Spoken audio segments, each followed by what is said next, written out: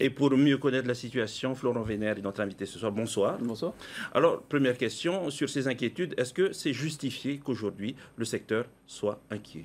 Ah oui, c'est justifié parce qu'il y a effectivement un arrêt d'un certain nombre de grands projets, une baisse de la défiscalisation.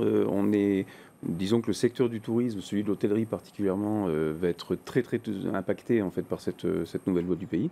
Donc oui, c'est assez logique en fait que les professionnels du secteur s'inquiètent. Oui.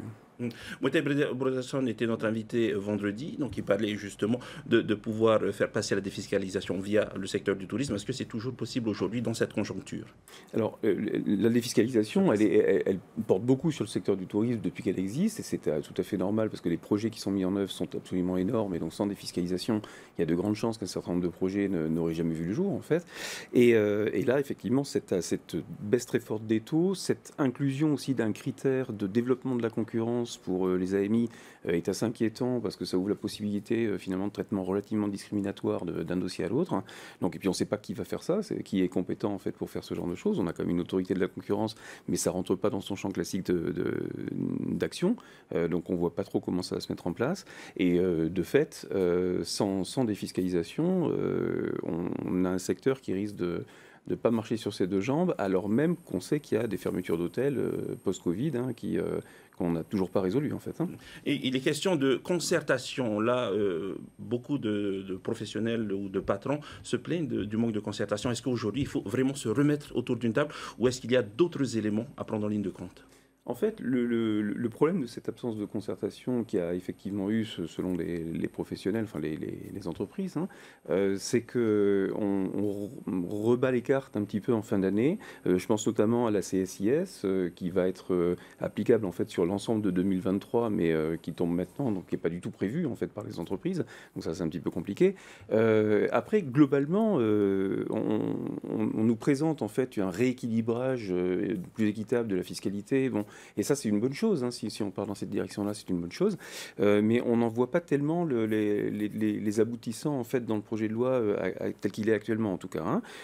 Parce que, notamment, la fameuse contribution sur le patrimoine, sur le patrimoine immobilier, la nouvelle là, qui va être mise en place, en fait, va essentiellement toucher les entreprises. Donc, c'est pas tellement, on redistribue pas tellement des gros patrimoines en fait vers les petits, mais on prend des entreprises vers le budget du gouvernement. Quoi. Est-ce que le fait de revenir en arrière sur taxer plus pourrait équilibrer un petit peu l'assiette? Alors, taxer plus au niveau de la TVA, c'est-à-dire... Au niveau comme ça avait été le cas pour la TVA sociale, donc elle a été retirée.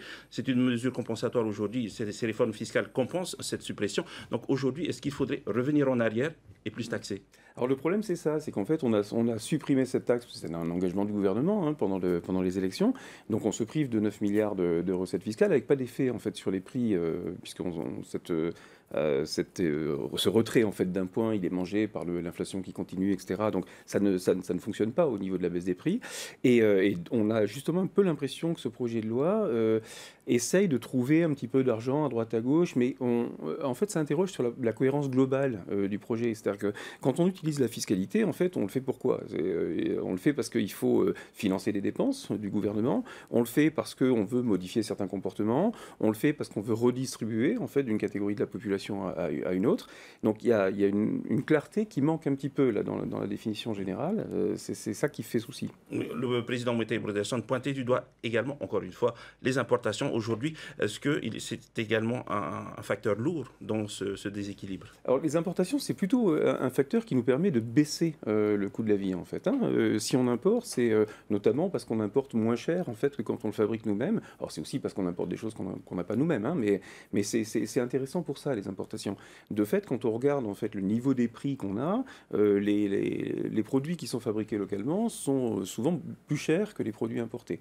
Et quand c'est pas le cas, c'est parce qu'en fait on taxe les produits importés pour les rendre plus chers que les produits locaux. Donc on a une fiscalité justement qui est très indirecte, qui impacte beaucoup le pouvoir d'achat en fait des consommateurs polynésiens, et qui est un choix qui a été fait historiquement hein, par les gouvernements polynésiens, pas par celui-là particulièrement. Alors, est-ce qu'on rebat les cartes, effectivement, comme l'avait dit le président dans sa campagne électorale?